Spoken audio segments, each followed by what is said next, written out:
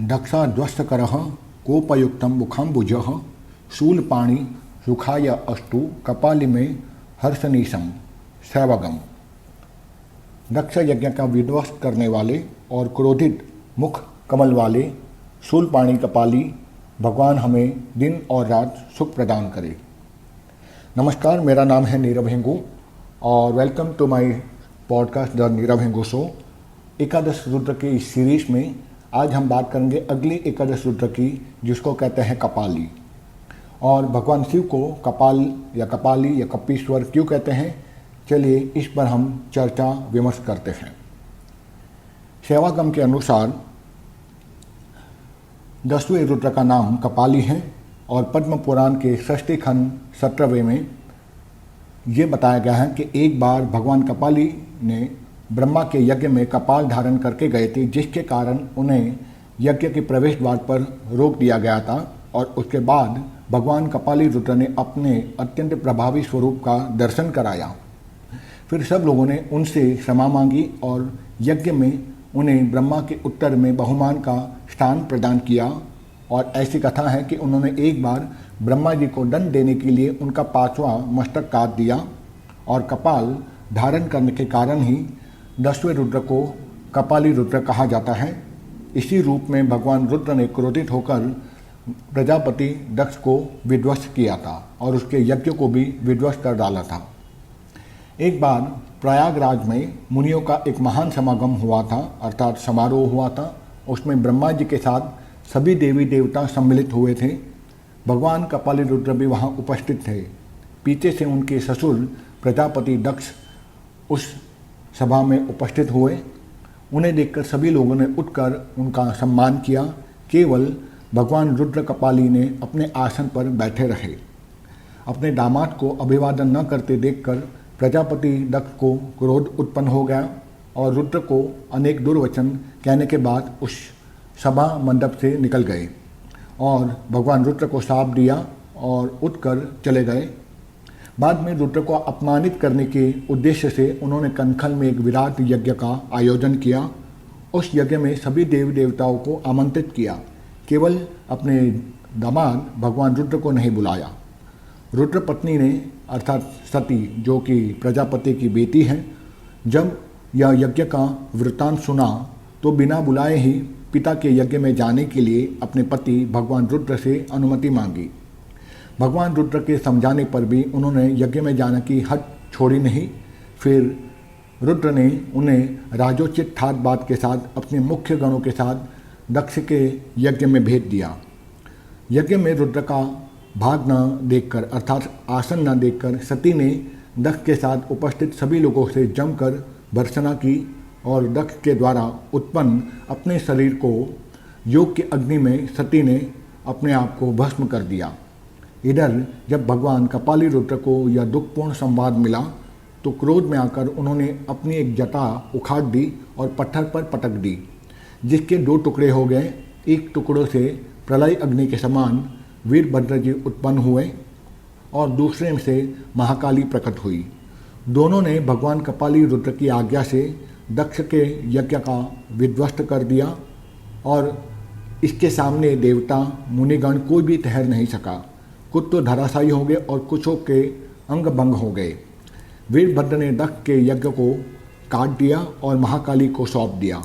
महाकाली ने उसके गेंद के समान खेलने लगी और बाद में यज्ञ कुंड में उसको होम कर दिया अर्थात समर्पित कर दिया। दक्ष सहित दक्ष यज्ञ को नष्ट करके वे दोनों ही गण अर्थात वीरभद्र और काली रुद्र के पास लौट गए और उसके बाद सभी देवगण ब्रह्मा और विष्णु समेत रुद्र भगवान के पास गए। सभी लोगों ने हाथ जोड़कर रुद्र की स्तुति की और दक्ष के अपराध को क्षमा करके जीवन दान देने और यज्ञ को पूर्ण करने की प्रार्थना की। भगवान कपाली स्तुति से प्रसन्न होकर दक्ष के सिर को मनुष्य सिर की जगह बकरे का सिर जोड़कर उसको जीवन दान दिया और उस यज्ञ को पूर्ण कराया। कपाली रुद्र के अधिभौतिक स्वरूप को पावक कहा गया है। अब हम शिव जी का किरात वेश में प्रकट होने की कथा सुनेंगे। एक बार इंद्र के उपदेश से और व्यास जी की आज्ञा से अर्जुन भगवान महेश्वर की आराधना करने लगे। उनकी आराधना से ऐसे उत्कृष्ट तेज प्रकट हुआ जिससे देवगण डर से गए। वे शिव जी के पास गए और बोले, हे प्रभु, एक मनुष्य आपकी तपस्या में निरत है, वह जो कुछ भी चाहता है उसे आप प्रदान करें। ऐसा कहकर देवता विनम्र भाव से भगवान शिव के चरणों की ओर देखकर खड़े हो गए। उदार दृष्टि वाले बुद्धिमान भगवान शिव इन वचन को सुनकर हंस पड़े, क्योंकि देवताओं के पीछे मनसा को, स्वार्थ बुद्धि को वो जानते थे। उन्होंने देवताओं से कहा, तुम लोग अपने अपने स्थान को जाओ, मैं तुम लोगों का कार्य अवश्य ही पूर्ण करूँगा। और एक दिन मुक नामक दैत्य शुक्र का रूप धारण करके अर्जुन की तपस्थली के निकट आया और उस दुराचारी ने दुर्योधन से अर्जुन को मार डालने के उद्देश्य से भेजा गया था, अर्थात दुर्योधन ने उसको इसी उद्देश्य के साथ अर्जुन के पास भेजा था। वह दैत्य वेगपूर्वक पर्वतों को उखाड़ता हुआ, वृक्ष को काटता हुआ, भयंकर शब्द करता हुआ पहुंच गया। अर्जुन उसे देखकर विचार करने लगे कि यह कृतकर्म करने वाला निश्चय ही मेरा अनिष्ट करने आया है, क्योंकि जिसके दर्शन से मन प्रसन्न हो वह हितैषी है और जिसको देखकर व्याकुलता उत्पन्न हो जाए वह शत्रु है। ऐसा सोचकर अर्जुन ने अपना धनुष बाण उठाया और वे खड़े हो गए। उधर भगवान शंकर भी अर्जुन की रक्षा करने के लिए और उसकी भक्ति की परीक्षा करने के लिए और साथ ही साथ दैत्य का विनाश करने के लिए वहाँ शीघ्र ही किरात के रूप में धनुष बाण लिए प्रकट हो गए। उनके गण भी उनके साथ उसी वेश में वहाँ प्रकट हो गए। अचानक शुक्र बड़ी वेग से अर्जुन की ओर दौड़ा और उधर भगवान शंकर भी अर्जुन की रक्षा के लिए आगे बढ़े। एक ही साथ किरात वेशधारी भगवान शिव और अर्जुन दोनों ने ही शुक्र को लक्ष्य करके अपना बाण चलाया। शिव जी के बाण का लक्ष्य शुक्र का पूंछ लग गया, अर्थात पूंछ का भाग पर लग गया और अर्जुन के बाण को शुक्र को मुख का निशाना बनाया गया। शिव जी का बाण उसके पुष्प के भाग में प्रवेश करके मुख के रास्ते से बाहर निकल गया और भूमि में विलीन हो गया। वहीं अर्जुन का बाण शुक्र के पिछले भाग से निकलकर उनके बगल में गिर गया और इस प्रकार शुक्र रूपधारी वह दैत्य उसी क्षण मर गया। शिव जी ने अपना बाण लाने के लिए तुरंत अपने अनुचरों को भेजा। उसी समय अर्जुन भी अपने बाण लेने के लिए वहां पहुंच गए। एक ही समय पर रुद्र के अनुचर और अर्जुन दोनों बाण उठाने के लिए पहुंचे।